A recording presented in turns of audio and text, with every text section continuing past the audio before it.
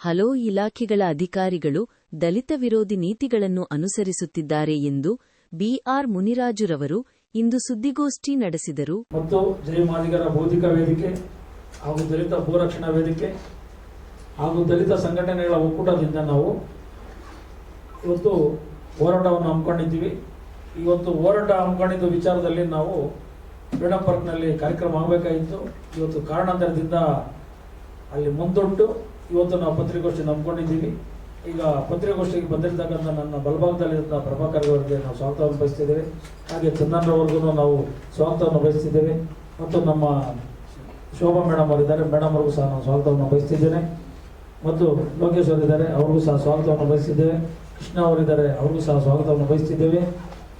ಮತ್ತು ಈ ಒಂದು ಉದ್ದೇಶವೇನೆಂದರೆ, ಬೆಂಗಳೂರು ನಗರ ಜಿಲ್ಲೆಯ ಭೂ ದಾಖಲೆಗಳ ಉಪನಿರ್ದೇಶಕರಾದಂಥ ಸುಜಯ್ ಕುಮಾರ್ ಹಾಗೂ KT ಶ್ರೀನಿವಾಸು ಮತ್ತು ಭಾನುಪ್ರಕಾಶ್ ಅವರನ್ನು ಅಮಾನತುಗೊಳಿಸಬೇಕಂತೇಳಿ ನಾವು ಸುಮಾರು 10-12-2025 ಮೊದಲನೇ ಬಾರಿಗೆ ನಾವು ಹೋರಾಟ ಮಾಡ್ತೀವಿ. ಇವರ ಒಂದು ಭ್ರಷ್ಟ ಹಗರಣಗಳನ್ನು ಖಂಡಿಸಿ ಹೋರಾಟ ಮಾಡ್ತೀವಿ. ಇವ್ರ ವಿರುದ್ಧವಾಗಿ ನಾವು ಸುಮಾರು 10-15 ಹೋರಾಟ ಮಾಡಿದ್ವಿ ಅನ್ನೋ ಗೊತ್ತಿಲ್ಲ. ಆದರೂ ಅವ್ರನ್ನ ಸರ್ಕಾರ ಇದುವರೆಗೂ ಅವ್ರನ್ನ ಅಮಾನತುಗೊಳಿಸಿಲ್ಲ. ಏನು ಕಾರಣ ಅಂತ ಗೊತ್ತಾಗ್ತಾ ಇಲ್ಲ. ಈ ಒಂದು ವಿಚಾರದಲ್ಲಿ ನಾವು ಹಲವಾರು ಮಾಹಿತಿ ಕೊಟ್ಟಿದ್ದೀವಿ. ಇವ್ರು ಮಾಡಿರೋಂಥ ಕೆಲಸಗಳನ್ನ ಈ ಕರಪತ್ರದಲ್ಲಿ ನಾನು ಕೊಟ್ಟಿದ್ದೀನಿ. ಇದನ್ನೆಲ್ಲ ನೋಡ್ಕೊಬೋದು. ಅವ್ರು ಮಾಡೋಂಥ ಅವ್ಯವಹಾರಗಳ ಬಗ್ಗೆ ಬಹಳ ಅವ್ಯವಹಾರ ಮಾಡವ್ರೆ. ಮೊನ್ನೆ ತಾನೇ ಸಂಜಯ್ ಎಕ್ಸ್ಪ್ರೆಸ್ಸಲ್ಲಿ ಅವ್ರ ಫೋಟೋ ಸಮೇತ ಬಂದಿದೆ. ಸುಜಯ್ ಕುಮಾರ್ ಅವರು ಕುರುಬರಳ್ಳಿ ಮಾಡಿರೋಂಥ ಒಂದು ಅವ್ಯವಹಾರಗಳ ಬಗ್ಗೆ ಭಾಳ ಅವ್ಯವಹಾರ ಮಾಡಿದ್ದಾರೆ. ಅವ್ರ ಬಗ್ಗೆ ಭಾಳ ತನಿಖೆ ಆಗಬೇಕು. ಇದ್ರ ವಿಚಾರದಲ್ಲಿ ಇಮಿಡಿಯೇಟ್ಲಿ ಅವ್ರನ್ನ ಅಮಾನತುಗೊಳಿಸಬೇಕು. ಅನಂತರ ಯಲಹಂಕ ತಾಲೂಕು ಮೀಸ್ಗನಹಳ್ಳಿ ಗ್ರಾಮ ಸರ್ವೆ ನಂಬರ್ 32ರಲ್ಲಿ ನೋಡಿ, ನಾನೇನು ಎಲ್ಲೋ ಬೆಳ್ಳಿ ತೋರಿಸ್ತಾ ಇದ್ದೀನೋ ಅದು ಸರ್ಕಾರಿ ಜಾಗ. 7.5 ಎಕರೆ ಸರ್ಕಾರಿ ಜಾಗನ ಬಡವಣೆ ಮಾಡಿ ಒತ್ತುವರಿ ಮಾಡ್ಕೊಂಡು ಇಲ್ಲಿಗಲ್ ಇದು ಮಾಡಿದ್ದಾರೆ. ಈ ವಿಚಾರದಲ್ಲಿ ನಾನು ಹಲವಾರು ಅಧಿಕಾರಿಗಳಿಗೆ ಹೇಳಿದ್ರು ಸಹ ಯಾರು ಸಹ ಇದ್ರ ಬಗ್ಗೆ ಗಮನ ನೀಡಿಲ್ಲ. ಇದನ್ನೆಲ್ಲ ಕಳ್ತನ ಮಾಡೋದು ಅಂದರೆ ನೋಡಿ, ಅವನು 420 ನಾಗರಾಜ್ ಅಂತೇಳಿ ಜಾಲ ಹೋಬಳಿ ದೊಡ್ಡ ಜಾಲ ಗ್ರಾಮ ಪಂಚಾಯತಿಗೆ ಬರ್ತಾನೆ. ಚಿಕ್ಕನಹಳ್ಳಿ ನಾಗರಾಜು ಬಚ್ಚಣ್ಣ ಅಂತವನು. ಇವನೇನು ಮಾಡ್ತಾನೆ ಅಂದರೆ ಸರ್ಕಾರಿ ದಾಖಲಾತಿಗಳನ್ನ ತಿದ್ದುತ್ತಾರೆ. ಸರ್ಕಾರಿ ಏನು ಬೇಕೋ ಮಾಡ್ತಾನೆ. ಇವನ ಮೇಲೆ ಜಿಲ್ಲಾಧಿಕಾರಿಗಳು ಸಹ ಕೇಸ್ ಹಾಕಿದ್ದಾರೆ. ಇವನ್ನ ಮಂಗಳೂರು ಪೊಲೀಸ್ ಸ್ಟೇಷನಲ್ಲಿ ಇವನ ಮೇಲೆ FIR ಹಾಕಿ ಅಂತ ಹೇಳಿದ್ರೆ ಆ FIR ಮೇಲೆ ಕೋರ್ಟಲ್ಲಿ ಹೋಗಿ ಸ್ಟೇ ತಗೊಂಡ್ಬಂದವರು. ಆಮೇಲೆ ಬೇಗೂರು ಸರ್ವೆ ನಂಬರ್ 21ರಲ್ಲಿ ಬಂದುಬಿಟ್ಟು 3 ಎಕರೆ 21 ಗುಂಟೆ ಜಾಗನ ನಕಲಿ ದಾಖಲಾತಿಗಳು ಮಾಡಿ ದಲಿತರಿಗೆ ಮಣ್ಣು ಮುಗಿಸ್ತಾನೆ. ಈ ವಿಚಾರದಲ್ಲಿನೂ ಕೋರ್ಟ್ಗಳಿಗೆ ಹೋಗೋದು, ಅಲ್ಲಿ ತಡೆಯಾಗ್ಲಿ ತರೋದು ವ್ಯವಸ್ಥಿತವಾಗಿ ಇದು ಮಾಡ್ತಾನೆ. ಇವನು ಬೋರ್ಡ್ ನಿಂಟಿನ ಇಮಿಡಿಯೇಟ್ಲಿ ಅರೆಸ್ಟ್ ಮಾಡಬೇಕು, ವ್ಯವಸ್ಥಿತವಾಗಿ ಇವನು ಬಂಧಿಸಬೇಕಂತ ನಾವು ಕೇಳ್ಕೊತಾ ಇದ್ದೀವಿ. ಆಮೇಲೆ ಈ ವಿಚಾರದಲ್ಲಿ ಮಾನ್ಯ ತಹಶೀಲ್ದಾರ್ ಅವರಿಗೆ ಕಂಪ್ಲೇಂಟ್ ಕೊಟ್ಟಿದ್ದಾರೆ. ಕಂಪ್ಲೇಂಟ್ ಕೊಟ್ಟು ತಹಶೀಲ್ದಾರ್ ಆಫೀಸಲ್ಲಿ, ಯಲಹಂಕ ತಹಶೀಲ್ದಾರ್ ಆಫೀಸಲ್ಲಿ ಅವ್ರನ್ನ ಪರಿಶೀಲನೆ ಮಾಡಿ ಸರ್ಕಾರಿ ವಶಕ್ಕೆ ತಗೊಳ್ಳಿ ಅಂತ ಹೇಳಿದ್ರೆ, ಈ ಕೆಲವು ಕುಲ್ಗೇಟ್ ಅಂತ ಕೆಲವು RIಗಳು VIಗಳು ಈ ಹೊಸದಾಗಿ ಬಂದಿರೋದಂಥ ತಹಶೀಲ್ದಾರ್ ದಿಕ್ಕು ತಪ್ಪಿಸಿ ಯಾವುದೇ ಕಾರಣಕ್ಕೂ ಮಾಡದಿರ ನಿಲ್ಲಿಸಿದ್ದಾರೆ. ಇದು ತುಂಬ ದ್ರೋಹ. ಇದು ಇಮಿಡಿಯೇಟ್ಲಿ ಅದನ್ನು ವ್ಯವಸ್ಥಿತವಾಗಿ ತೆರವುಗೊಳಿಸಿ ಆ ಜಾಗನ ಸರ್ಕಾರಿ ವಶಕ್ಕೆ ತಗೋಬೇಕು.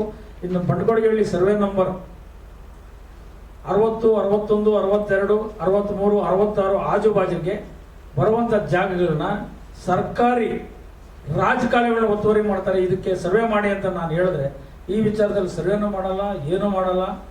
ವ್ಯವಸ್ಥಿತವಾಗಿ ಸರ್ಕಾರಿ ಜಾಗಗಳನ್ನೇ ಗುಳುವು ಮಾಡ್ಕೊಂಡಂಥ ಬಂಡಗೋಡಿಗಳ್ಳಿ ಒಬ್ಬ 420 ಸದಸ್ಯನು ಮಾಜಿ ಆಗಿದ್ದಾನೆ. ಈಗ ಅವನೇನು ಮಾಡ್ತಾನೆ, ಸರ್ಕಾರಿ ಜಾಗಕ್ಕೆ 910 ಹಾಕೊಂಡು ಸರ್ಕಾರಿ ಜಾಗದಲ್ಲೇ TDR ತಗೊಳೋದಕ್ಕೆ ವ್ಯವಸ್ಥಿತವಾಗಿ ಹೋಗ್ತಾರೆ. ಆ ಭಾಗದಲ್ಲಿ ನಮ್ಗೆ ತಿಳಿದಿರೋಂಥವ್ರು TDRನ ತಡೆಗಟ್ಟಾಗಿ ಅವನ ಮೇಲೆ ಕೇಸ್ಗಳೆಲ್ಲ ಹಾಕಿ ಸ್ಟಾಪ್ ಮಾಡಿದ್ದಾರೆ. ಇಲ್ಲಾಂದರೆ ಅದನ್ನು ಹೊಡ್ಕೊಂಡು ಹೋಗ್ಬಿಡ್ತಾರೆ. ಈ ಇಂಥ ಭ್ರಷ್ಟ ಅಧಿಕಾರಿಗಳನ್ನ ನಮ್ಮ ಕ್ಷೇತ್ರದ ಶಾಸಕರಾದಂಥ ಕೃಷ್ಣ ಬೈರೇಗೌಡರು ಇವತ್ತು ಏನು GBA ಫಾರ್ಮೇಷನ್ ಮಾಡೋಕ್ಕೆ GBL ಆಗೋಂಥ ಕೆಲಸಗಳು ಮಾಡ್ತಾರೆ. ಅವ್ರಿಗೊಂದು ಕಿವಿ ಮಾತು ಹೇಳ್ತೀನಿ, ನೀವು ಮಾಡ್ತಾ ಇರೋದು ಎಲ್ಲ ಕೆಲಸಗಳು ಕರೆಕ್ಟಾಗಿದೆ. ಕೃಷ್ಣ ಬೈರೇಗೌಡ್ರೆ, ನಿಮ್ಮ ಭಾಗದಲ್ಲಿ ಆಗ್ತಿರೋಂಥ ಅನ್ಯಾಯಗಳನ್ನ ಮೊದಲು ಸರಿಪಡಿಸಿ. ಯಾಕಂದ್ರೆ ಎಲ್ಲ ಕೆರೆ ಗುಡ್ಡಗಳನ್ನ ಒತ್ತುವರಿ ಮಾಡವ್ರೆ, ರಾಜಕಾಲುವೆಗಳನ್ನ ಒತ್ತುವರಿ ಮಾಡ್ಕೊಂಡವ್ರೆ. ಬಂಡ್ಕೋಡಿಗಳ್ಳಿ ಮಶಾಣಕ್ಕೆ ಹೋಗೋಕೆ ರಸ್ತೆ ಇಲ್ಲ. ಇವತ್ತು ಸಮಾಜ ಕಲ್ಯಾಣ ಇಲಾಖೆಯಿಂದ ನಾನು ಅನುದಾನ ಬಿಡುಗಡೆ ಮಾಡಿಸಿ ಅಲ್ಲಿ ಕೆಲಸ ಮಾಡಕ್ಕೆ ಹೋದ್ರೂ ಮೆಟೀರಿಯಲ್ ತಗೊಂಡು ಹೋಗೋಕ್ಕೂ ಜಾಗ ಬಿಡ್ತಾ ಇಲ್ಲ ಕೆಲವು ಸವರ್ಣೀರು. ಇದ್ರ ಬಗ್ಗೆ ನೀವು ಗಮನ ಹರಿಸಬೇಕು. ಮೊನ್ನೆ 21ನೇ ತಾರೀಕು ನಮ್ಮ ಕಂದಾಯ ಸಚಿವರು ಮತ್ತು ಉಪಮುಖ್ಯಮಂತ್ರಿಗಳಾದಂಥ ಜಿ ಪರಮೇಶ್ವರ್ ಸಾಹೇಬರ ನೇತೃತ್ವದಲ್ಲಿ ಈ ಭ್ರಷ್ಟ ಅಧಿಕಾರಿಗಳ ವಿರುದ್ಧವಾಗಿ ನಾನು ಅಲ್ಲಿ ಧ್ವನಿಗೂಡಿಸಿದ್ದೀನಿ. ಇದುವಾಗೇನೋ ಕಿಂಚಿಂತೂ ಇದು ಮಾಡ್ತಾ ಇಲ್ಲ. ಯಾವುದೇ ಕಾರಣಕ್ಕೂ ಇನ್ನೊಂದು 2-3 ದಿನದಲ್ಲಿ ಸುಜಯ್ ಕುಮಾರ್ ಅವ್ರನ್ನೇ ನಾನು ಅಮಾನತುಗೊಳಿಸಿಲ್ಲ ಅಂದರೆ 10ನೇ ತಾರೀಕು ಬೃಹತ್ ತಮಟೆ ಚಳವಳಿಯನ್ನು ಮಾಡ್ತೀವಿ. ಅವ್ರನ್ನ ಬಂಧಿಸಬೇಕು, ವ್ಯವಸ್ಥಿತವಾಗಬೇಕು. KT ಶ್ರೀನಿವಾಸನ್ ಅವರು ಒಂದೇ ಜಾಗದಲ್ಲಿ 15ರಿಂದ 18 ವರ್ಷಗಳ ಕಾಲ ಕೇರ್ ಪ್ರಾಬ್ಲಮ್ ಕೆಲಸ ಮಾಡ್ತಾ ಇರ್ತಾರೆ. ಅವನ ಬಗ್ಗೆ ಲೋಕಾಯುಕ್ತಕ್ಕೂ ಹೋಗಿ ಲೋಕಾಯುಕ್ತ ರೈಡ್ ಆಗಿ ಸುಮಾರು ದಿನ ಜೈಲಲ್ಲಿ ಇರ್ತಾನೆ ಅವನು KT ಶ್ರೀನಿವಾಸನ ಕೆಲಸ ಏನು? ಇದಕ್ಕೆಲ್ಲ ಬಂದ್ಬಿಟ್ಟು ಸುಜಯ್ ಕುಮಾರ್ಗೆ ಎತ್ಕೊಡೋದು, ಸುಜಯ್ ಕುಮಾರ್ ಹಿಂದೆ ಬಿಡೋದು, ಈ ಥರ ಕೆಲಸಗಳು ಮಾಡ್ತಾ ಇದ್ದಾನೆ. ಯಾವುದೇ ಕಾರಣಕ್ಕೂ ಅವನ ಕೆಲಸ ಅವ್ನು ಮಾಡಬೇಕು, ಇವ್ರ ಕೆಲಸ ಇವ್ರು ಮಾಡಬೇಕು. ಅದನ್ನು ಬಿಟ್ಬಿಟ್ಟು ಮೊನ್ನೆ ಯಲಹಂಕದಲ್ಲಿ ಇವ್ರದ್ದು ಕೆಲಸ ಆಯ್ತು ಅಂದ್ರೆ ಇವರು ಕುಮಾರಹಳ್ಳಿದು ಕೆಲಸ ಆಯ್ತು ಅಂತ ಹೇಳಿದ ಕೂಡಲೇ ಈ ಒಂದು ವಿಚಾರದಲ್ಲಿ ಬಂದ್ಬಿಟ್ಟು ಅಲ್ಲಿ ಮೊನ್ನೆ SR ವಿಶ್ವನಾಥ್ ಅವ್ರದ್ದು ಬರ್ತ್ಡೇ ಇತ್ತು. ಆ ಬರ್ತ್ಡೇ ಟೈಮಲ್ಲಿ ಬಂದ್ಬಿಟ್ಟು ಅಲ್ಲಿ ಏಕಾಏಕಿ ಅವರೇ ಬಂದರು, ಆಫೀಸ್ಗೆ ಬಂದು ಕಚೇರಿಗೆ ಬಂದರು. ಕಚೇರಿಗೆ ಬಂದ ಕೂಡಲೇ ಎಲ್ಲ ಎಂಕ್ವೈರಿ ಮಾಡ್ತಾ ಇದ್ರು. ಏನಪ್ಪ ಎಂಕ್ವೈರಿ ಮಾಡ್ತಾವ್ರೆ ಅಂತ ನಾವು ನೋಡ್ತಾ ಇದ್ರೆ ಬೇರೆ ಯಾವ್ದನ್ನ ನೋಡಕ್ಕೆ ಅವರು ಬದಲಾವಣೆ ಆಗಿರೋದನ್ನ ಅವ್ರ ಮೇಲೆ ಏನು ತೊಂದರೆ ಆಗಿದೆಯಾ ಆ ತೊಂದರೆನ ಮುಚ್ಚಾಕಕ್ಕೆ ಬಂದಿದ್ದಾನೆ. ಅಲ್ಲಿಗೆ ನಾನು ಬೇರೆ ಏನೋ ಬಂದವನ ಅಂತ ಹೇಳ್ಕೊಂಡಿದ್ದೀನಿ. ಆಮೇಲೆ ಮುಚ್ಚಾಕ ಬಂದ ಆಮೇಲೆ ನನ್ನ ಕರೆದ ಮಾತಾಡಿದೆ, ಮುನ್ರಾಜರೇ ನಿಮ್ದೇನಿದ್ರು ನಮ್ಮ ಹತ್ರ ಬನ್ನಿ, ನಾನು ಮಾಡ್ಕೊಡ್ತೀನಿ, ನಿಮ್ಮ ಕೆಲಸಗಳ ಬಗ್ಗೆ ನಾನು ನೋಡ್ಕೊಂತೀನಿ, ನೀವೇನು ತಲೆನೇ ಕೆಡ್ಸ್ಕೊಳಕ್ ಹೋಗ್ಬೇಡ್ರಿ ಅಂತೇಳಿ ನನಗೆ ದಿಕ್ ತಪ್ಸಕ್ಕೆ ಬಂದ. ನೀನೇನಪ್ಪ ನಮ್ಮ ಕೆಲಸಗಳು ಮಾಡ್ತೀಯ, ನೀನು ಅವೆಲ್ಲ ಮಾಡಕ್ಕೆ ಹೋಗ್ಬೇಡಿ ಅಂತ ನಾನು ಇದು ಮಾಡಿದೆ. ಮೊನ್ನೆ ಏನಾಗಿದೆ ಅಲ್ಲಿ ಯಲಹಂಕ ಸಮೀಪ ಇರುವಂಥ ಕೋತಿ ಹೊಸಳ್ಳಿಯಲ್ಲಿ ಮೊನ್ನೆ ADLR ಇವರೆಲ್ಲ ಸೇರಿಕೊಂಡು ಆಮೇಲೆ ಸರ್ಕಾರಿ ಜಾಗಕ್ಕೆ ಡಾಕ್ಯುಮೆಂಟ್ ಮಾಡಿಬಿಟ್ಟು ಆಮೇಲೆ ಅವ್ರ ಮೇಲೆ FIR ಆಗ್ಬಿಟ್ಟಿದೆ ಕೊಡಗೇಳಿ ಪೊಲೀಸ್ ಸ್ಟೇಷನಲ್ಲಿ. ಆಮೇಲೆ ಇನ್ನೊಬ್ಬನ ಅಲ್ಲಿ ಗಂಗಾಧರ್ ಅಂತಿದ್ದಾನೆ, ಇನ್ನು ಯಲಹಂಕ AD ಆಫೀಸಲ್ಲಿ. ಅವನು ಜಾತಿವಾದಿ, ದಲಿತನ ಕಂಡ್ರೆ ಅವ್ನಿಗೆ ಆಗೋದೇ ಇಲ್ಲ. ದಲಿತರು ಯಾರು ಅಧಿಕಾರಿಗಳು ಇರಬಾರ್ದು. ಅವ್ರ ಮೇಲೆ ಸಹ ತನಿಖೆ ಆಗ್ತಿರ, ಕೆಲವ್ರ ಮೇಲೆ ತನಿಖೆ ಹಾಕ್ಬಿಟ್ಟು ವ್ಯವಸ್ಥಿತವಾಗಿ ಅವ್ರನ್ನ ಪಶುಪಾಲನೆ ಮಾಡ್ತಾ ಇದ್ದಾರೆ ಕೆಲವು ಲೇಸನ್ ಸರ್ವೆಗಳನ್ನ. ಆಮೇಲೆ ಆ ಭಾಗದಲ್ಲಿ ಒಬ್ಬ ದಲಿತ ಸಮುದಾಯಕ್ಕೆ ಸೇರಿದಂಥ ಒಬ್ಬ ರವಿಕುಮಾರ್ ಅಂತ ಸರ್ವೆ ಇದ್ರೆ ಲೇಸನ್ ಸರ್ವೇಯರು. ಆ ಲೇಸನ್ ಸರ್ವೇಯರ್ಗೆ ಏನು ಮಾಡ್ತಾರೆ ಇವರು ಹೋಗ್ಬಿಟ್ಟು ಒಂದು ಸರ್ಕಾರಿ ಜಾಗನ ಸರ್ವೆ ಮಾಡ್ರಿ ಅಂತ ಕೊಡ್ತಾರೆ. ಯಾವುದೇ ಕಾರಣಕ್ಕೂ ಸರ್ಕಾರಿ ಜಾಗನ ಅವ್ರು ಸರ್ವೆ ಮಾಡಕ್ ಬರಲ್ಲ. ಆ ಜಾಗನ ಹೋಗ್ಬಿಟ್ಟು ಇವ್ರು ಸರ್ವೆ ಮಾಡ್ತಾವ್ರು ಅಂದ್ರೆ ಬಹಳ ಬೇಜಾರಾಗ್ತದೆ. ಅವ್ರ ಕಾನೂನು ಚೌಕಟ್ಟಲ್ಲಿ ಅವ್ರನ್ನ ಅಮಾನತುಗೊಳಿಸಿದ್ದಾರೆ. ಆಮೇಲೆ ಇಲ್ಲಿಗಲಲ್ಲಿ ಅಮಾನತುಗೊಳಿಸಿದ್ದಾರೆ. ಯಾರು ನಮ್ಮ ಉಪನಿರ್ದೇಶಕರಾದಂಥ ಸುಜಯ್ ಕುಮಾರ್ ಇಮಿಡಿಯೇಟ್ಲಿ ಅವ್ರು ವಾಪಸ್ ತಗೊಂಡು ಇದು ಮಾಡಬೇಕು.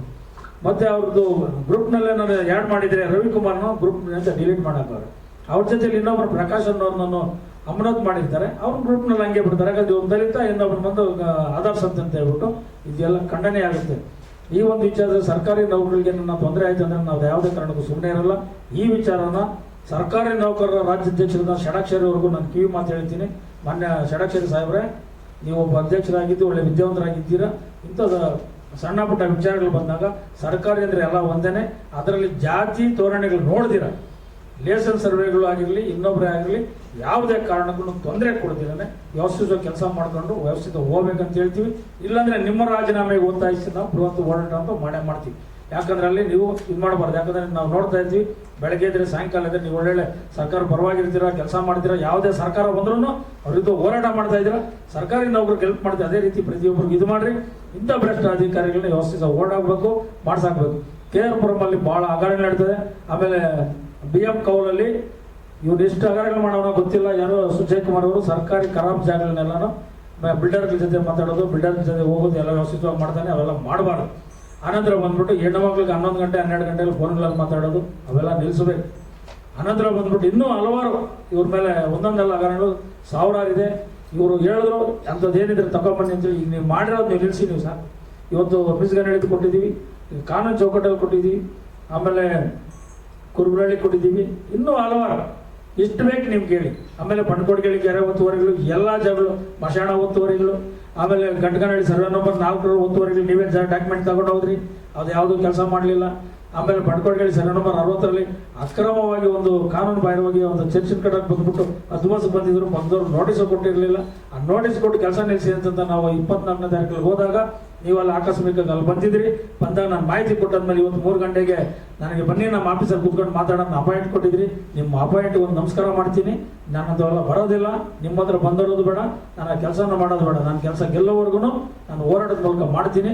ನೀವು ಅಲ್ಲಿಂದ ತೊಲಗೋವರೆಗೂ ನಾವು ಹಾಗೆ ಆಫೀಸ್ಗೆ ಹೆಜ್ಜೆ ಇಡಲ್ಲ, ಬೇರೆ ಏನು ಕೆಲಸ ಮಾಡಬೇಕು ಮಾಡೇ ಮಾಡ್ತೇವೆ ಅಂತ ಹೇಳ್ತಾ ಇವತ್ತಿನ ಪತ್ರಿಕಾಗೋಷ್ಠಿ ಮುಖಾಂತರ ಇವತ್ತು CMಗೆ ಮತ್ತು ಎಲ್ಲರಿಗೂ ನಾನು ಮನವಿಯನ್ನು ಕೊಡ್ತಾ ಇದ್ದೀನಿ. ಆ ಮನವಿ ಮುಖಾಂತರ ಮನವಿ ತಗೊಂಡು ಒಂದೊಂದು 2-3 ದಿನದಲ್ಲಿ ಏನಾದ್ರೂ ನಮಗೆ ನ್ಯಾಯ ಸಿಗಲಿಲ್ಲ ಅಂದರೆ ಅವರ ವಿರುದ್ಧವಾಗಿ ನಾವು ಒಳ್ಳೆ ಹೋರಾಟಗಳನ್ನು ಮಾಡ್ತೀವಿ ಅಂತ ಹೇಳುತ್ತಾ ಈ ಪತ್ರಿಕಾಗೋಷ್ಠಿ ಮುಖಾಂತರ ಇನ್ನೇನು CMಗೂ ಎಲ್ಲರಿಗೂ ಮನವಿಗಳು ಕೊಟ್ಟು ಕಳಿಸ್ತಾ ಇದ್ದೀವಿ.